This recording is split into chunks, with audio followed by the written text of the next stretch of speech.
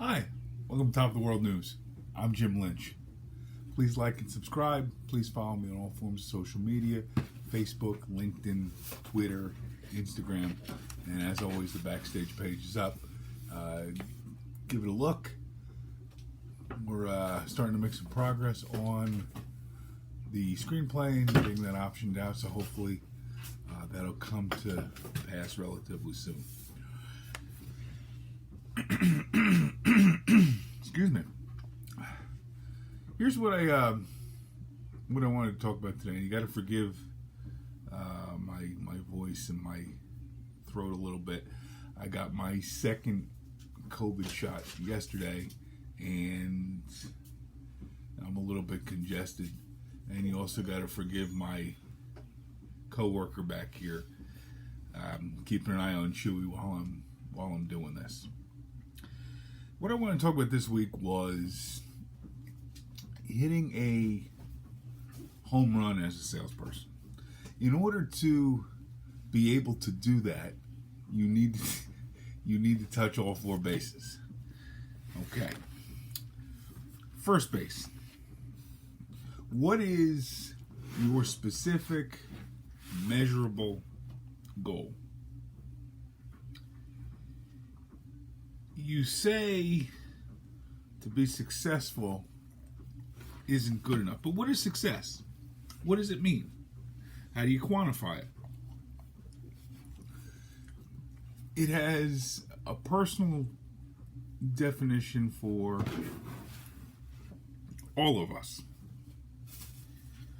Use something that is measurable. Could be income. It could be the number of closed deals in a period of time, whether it be a week, a month, a year, what have you. But find something that's measurable and write it down and have a measurable plan. If it's an annual goal, what are you going to do in the next month in order to achieve that goal? If it's a monthly goal, what are you going to do this week? If it's daily, if it's a weekly goal, what are you going to do today? There's an old saying my boss used to have: how do you eat an elephant? You eat it one bite at a time. You don't look at the entire task in its totality, because it can be something that's very overwhelming. Break it down into smaller parts, and it's then something that is achievable. If you don't reach those smaller goals, then your ultimate goal or your larger goal is something which eventually you're going to fall short of. But, once again, the larger task should be achievable if you're taking all the smaller steps along the way. Second base, fear of success. Fear of success. We've all heard about the fear of failing, but what about the fear of success? Yes, I do mean fear of success.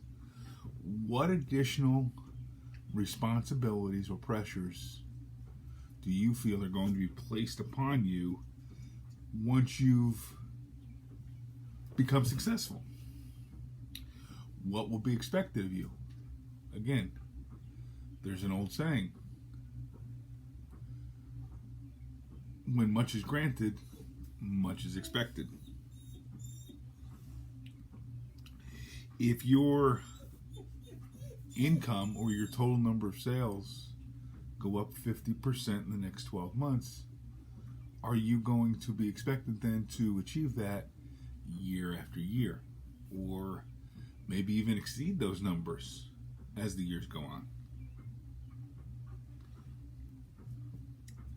Are those results going to be expected by your employer, your family.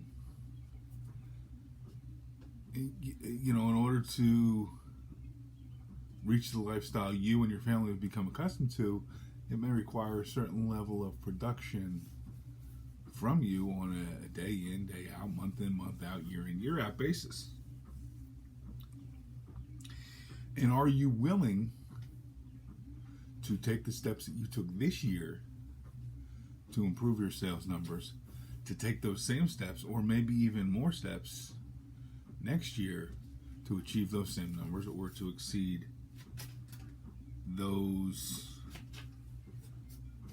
expectations? Are you willing to reach the next rung on the ladder? Not just try, but succeed. Most of us will say yes, but deep down, are you willing to make that commitment? The truest conversations we ever have are in our bathroom mirrors. When you look back at that mirror and you look at that image, are you willing to do what you need to do excuse me, in order to do what you need to be successful? Or, truth of the matter is, are you actually pretty comfortable achieving at the levels that you're currently achieving at? Is just being okay, in all honesty, truly okay? Are you okay with being okay? Are you okay with being average? Third base, paying the price. And this is kind of gets back to our fear of success conversation we just had. It's easy to write down measurable goals, and it's easy to even convince ourselves that we're ready to achieve a certain level of success, and we're willing to take the steps in order to achieve that level of success. But the biggest difference between the people who succeed and the people who fail is that the people who fail were willing to fail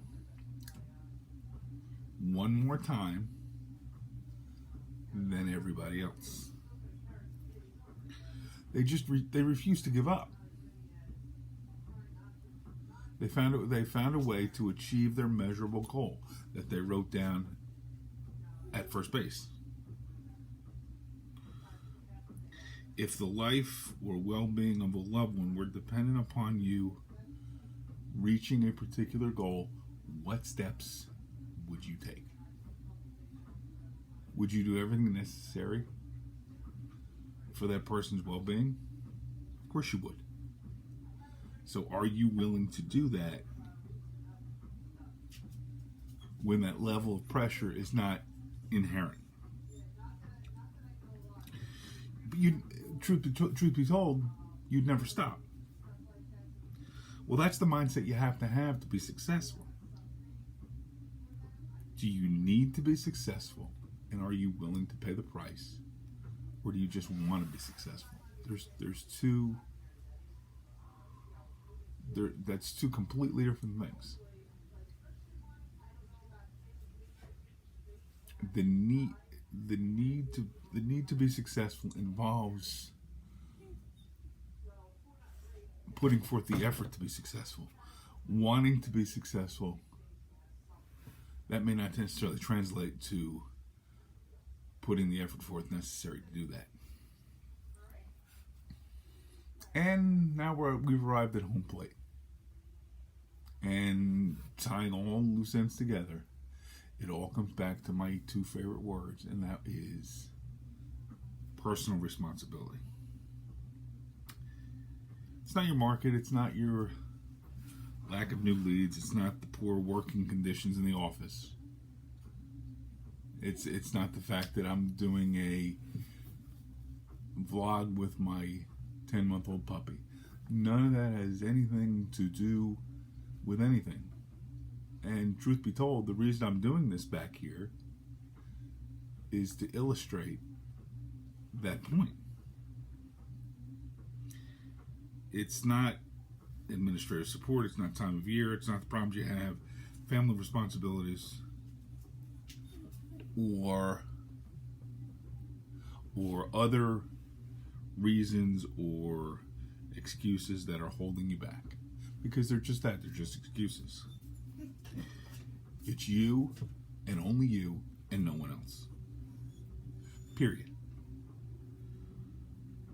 Who you are, where you are, and what you can accomplish in the next 30 years, 30 months, 30 weeks, 30 days, 30 minutes is 100% up to you.